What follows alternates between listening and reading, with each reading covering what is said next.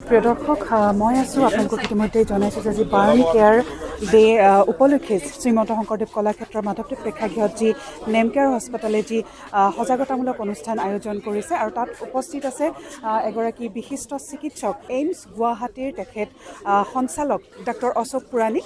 আমি তেখেতৰ সৈতে কথা পাতিম। Sir good afternoon. और सर आज बर्न केयर डे में जो ये प्रोग्राम हो रहा है तो लोगों के लिए आपका मैसेज क्या रहेगा? देखिए, सबसे पहली बात तो यह है कि एक बहुत बड़ी समस्या है कि हमारे देश में बच्चे, महिलाएं, बूढ़े इस बर्न वुंड्स का शिकार होते हैं और ये कहा जाता है कि रोज़ कम से कम 35 से 40 लोगों की जान जाती है हमारी सेफ्टी हैबिट्स नहीं होने की वजह से। चाहे वो घर में गर्म पानी से जलें, चाहे इलेक्ट्रिक वायर के करंट से जलें, चाहे इलेक्ट्रिक बर्न हो, बट ज़्यादा जो होता है वो थर्मल बर्न होता है, जलने की वजह से होता है।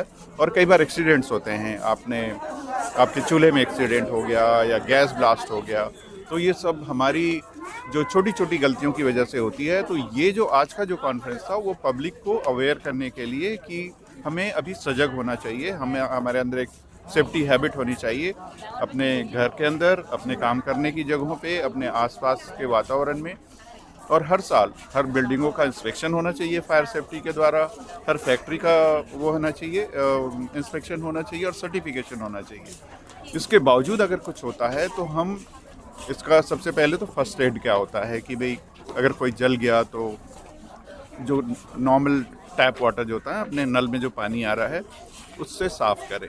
उससे क्या होता है कि दर्द भी कम होता है और बाद में हीलिंग बहुत अच्छी होती है और बर्न का जो एक्सटेंट है वो थोड़ा कम हो जाता है।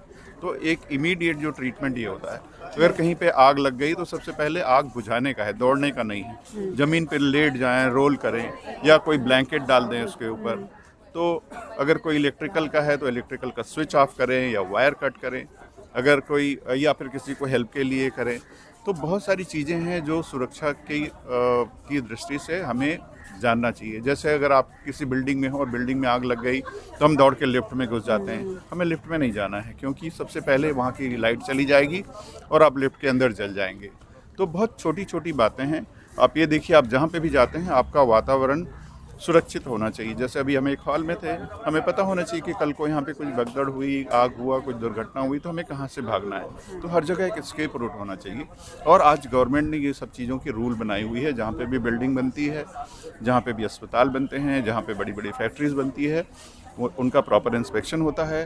हर जगह फायर सेफ्टी के इक्विपमेंट रखे जाते हैं और हर आदमी को ट्रेनिंग दी जाती है और ऊपर से हर ट्रेंड लोगों को भी वहाँ पे एम्प्लॉय किया जाता है और इसकी प्रैक्टिस की जाती है। तो आज दुनिया बदल रही है, तो हमें एक अच्छे नागरिक के भांति एक सुरक्षा को अपनाना है।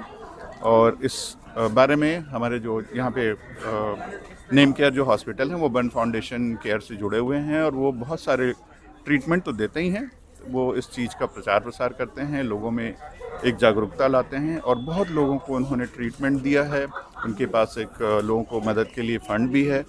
तो वहाँ पे डॉक्टर शर्मा जी जो हम मेरे जानकार हैं, वो पिछले 30 सालों से बर्न केयर के बारे में बात कर रहे हैं और मैं उनसे बहुत ही इम्प्रेस हुआ हूँ कि उनका जो प्रोफाइल रहा है वो एक डेडिकेटेड बर्न स्पेशलिटी में लोगों की कितनी सेवाएं की हैं, कितने लोगों की जान बचाई हैं, कितने लोगों को डिफॉर्मिटी होने से बचाया है, कितने लोगों को कुरूपता से बचाया है, कितने लोगों की जीवन को बदला है उन्होंने। तो एक बहुत ही बड़ा सराहनीय कार्य है और मैं इस सब चीज़ों के लिए जो ऑर्गेनाइजर्स हैं उनको धन्यवाद करता हूँ। सर, इतना समय देने के लिए आपका बहुत धन्यवाद। Thank you so much.